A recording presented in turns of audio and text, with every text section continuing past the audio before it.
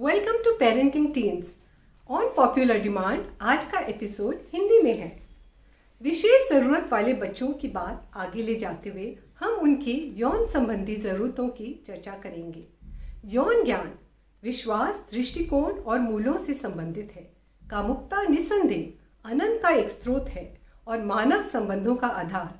आज हम बात करेंगे कि माता पिता विशेष ज़रूरत वाले बच्चों को अधिक व्यक्तिगत पूर्ति के साथ जीवन बिताने में कैसे मदद कर सकते हैं, ये ध्यान में रखते हुए कि इन बच्चों का शोषण न हो और ये बीमारियों से बचे और अनियोजित गर्भावस्था से। तो चलिए विशेषज्ञों से बात करें। सुबह अधिकांश माता पिताओं का ये सवाल होता है कि क्या अन्य बच्चों के समान विशेष ज़रूरत वाले बच्चों में भी वही आग्रह और यौन भावनाएं उत्पन्न होती हैं? अगर हाँ, तो उसे कैसे टैकल करें? Yes, the sexual desires and physiological responses of a special need adolescence is same as that of a normal child. But आपकी जिम्मेदारी ज़्यादा बढ़ जाती है बिकॉज इनकी अपनी लिमिटेशंस ऑलरेडी होती हैं फिजिकली एंड मेंटली। सो आपका पहला काम ये है कि एक ओपन इन्वायरमेंट इनको दें और उससे ज़्यादा रीअश्योरेंस दें कि it is okay to talk about it और खुले दिल से आपसे बात करें। इस आइडिया से अवर्स मत होइए, घिनता मत लाइए, बच्चे को एकदम आराम से ओपन इन्वायरमेंट, फ्रेंडली इन्वायरमेंट देके बात करिए। इसके अलावा आपको उनको समझाना है कि ये नॉर्मल बॉडीली चेंजेस हैं, फिजियोलॉजिकल चेंजेस हैं, ये सबके साथ आते हैं और ये प्यूबर्टी की स्टेजेस हैं जो धीरे धीरे कवर अप होती हैं। इसकी वजह से ये बॉडी में चेंजेस आते हैं जो आपको एक्सेप्ट करने हैं। इसमें कोई शर्म खाने की बात नहीं है। दूसरे सेक्स की तरफ अट्रैक्ट होना भी कोई अशेम्ड होने वाली बात नहीं है। उनको हाइजीन सिखाना, बॉडी का रिस्पेक्ट सिखाना, दोनों जेंडर्स के बारे में ज्ञान देना, ये आपकी ही जिम्मेदारी है। जो भी अर्ज या अराउजल फील करते हैं, अगर बहुत इशू आता है उसके साथ, तो आप डिस्ट्रैक्शंस दे सकते हैं। These distractions could be Kameng them down, जैसे म्यूज़िक का इस्तेमाल करिए, किसी फ्रेग्रेंस का इस्तेमाल करिए, गेम्स का यूज़ कर सकते हैं, स्विंगिंग, जंपिंग, बहुत अच्छी प्रोडक्टिव एक्टिविटीज़ होती हैं फॉर डिस्ट्रैक्शन। ट्रैम्पोलिन, बाउंसिंग, ये भी अच्छी एक्टिविटीज़ रहती हैं, you can actually use them. आप अपना एक्सप्रेशन ऑफ लव भी बढ़ा सकते हैं बाय जेंटल कंप्रेशंस, हग्स, तो थोड़ा सा उनको जो सीकिंग हो रही होती है वो काम डाउन हो जाती है।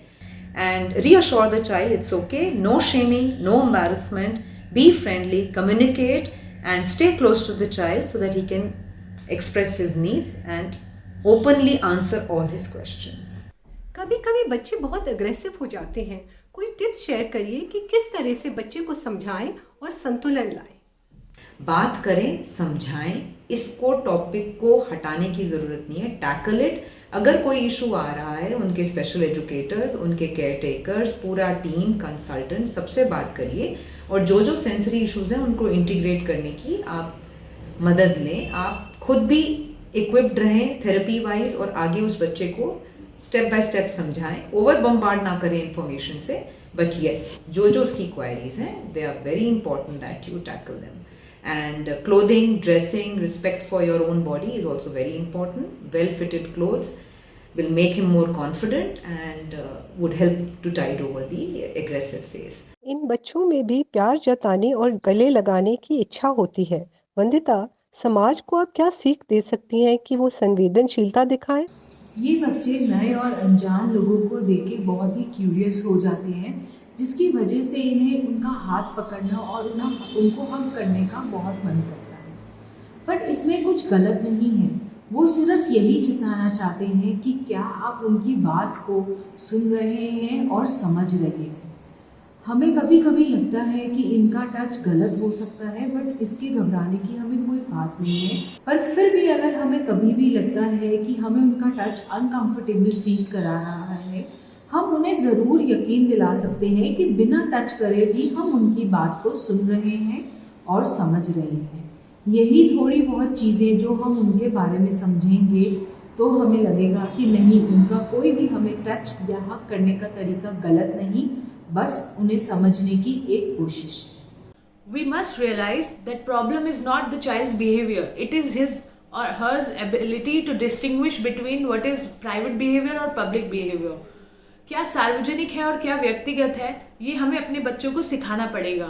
बच्चों को नियमों से अवगत कराएं। किसे हक करना है, कब करना है, किसे हक नहीं करना है, क्या प्राइवेट है, क्या सार्वजनिक, ये हम बताना, एज पेरेंट्स हमको बताना चाहिए। मम्मी पापा को प्यार करने में कोई हर्ज नहीं है, और किसी अनजान व्यक्ति को हक करना और या उसके साथ प्यार जताना, ये हमें उनको डिस्टिंग्विश करके बताना पड़ेगा। स्पेशली जो हमारे एडोलेसेंट बॉयज़ हैं, उनको हमें ये चीज़ सिखानी पड़ेगी कि महिलाओं की, लड़कियों की रिस्पेक्ट करें और वेट कीजिए, उनके आंसर का इंतज़ार कीजिए। अगर बहुत इच्छा हो रही है तो येस और नो का इंतज़ार करना ज़रूरी है। प्यार जताने के और भी तरीके हैं, जैसे आप वेव कर सकते हैं, नमस्ते कर सकते हैं, हेलो कर सकते हैं, तो ये सारी चीज़ें हमें बताना बहुत ज़रूरी है। माता पिता को बच्चे के संग खुलकर चर्चा करनी चाहिए। डरिए बिल्कुल मत कि ऐसी बात करने से यौन व्यवहार को बढ़ावा मिलेगा। सही शिक्षा के अभाव में अधिक जोखिम पैदा हो सकता है। जिस परिवार में खुलकर यौन प्रश्नों का और व्यवहारों पर स्वतंत्र रूप से चर्चा की जाती है, तो यौन शोषण की संभावना भी कम होती है। बच्चा अपने शरीर की गोपनीयता की रक्षा कर सकता है, और भगवान न करे अगर उसके संग किसी ने कोई गलत काम किया हो तो ये भी संभावना बढ़ती है कि वो आपको आके उस बात में रिपोर्ट करेगा। सचेत रहिए, पहचानिए अगर आपके बच्चे में कोई भी परिवर्तन आ रहा है, जैसे कि शौचालय की आदत, भूख, नींद, मनोदशा, व्यवहार या समुदाय की भागीदारी में वो बदलाव प्रदर्शन करता है, तो वो यौन शोषण का शिकार हो सकता है। याद रखिए, you know your child best, तुझे सब कुछ पता है मेरी माँ। अगर आपको ये प्रोग्राम पसंद आया, लाइक, शेयर, सब्सक्राइब करिए। फिर मिलेंगे।